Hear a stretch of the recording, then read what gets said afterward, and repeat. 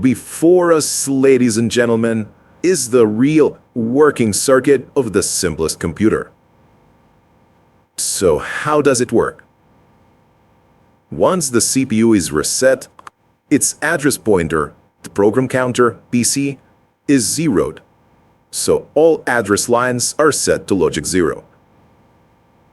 As the CPU immediately starts reading program code from memory, it sets the read line low.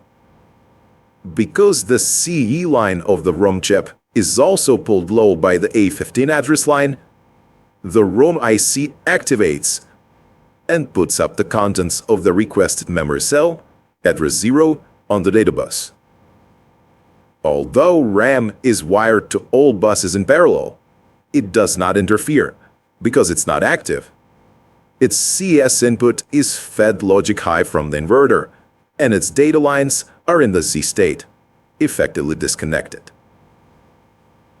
Now imagine the CPU reads the opcode that instructs it to write byte AA 170 decimal to address B000 45,056 decimal. The CPU sets its address bus to this value in binary format. Then it puts the integer number AA, which is 10101010 binary, on the data bus.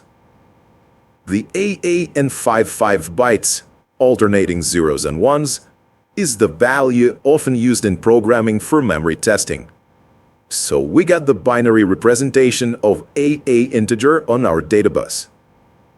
What happens next is the CPU pulls the write line low, and the RAM chip, mind you the A15 is high and CS is low, which means it's active, performs the write operation, storing value AA in a memory cell whose address is B000. Now this data is stored, and whenever the processor needs it, it can read it. To do this, it has to set the address bus to B000 and pull the read signal low.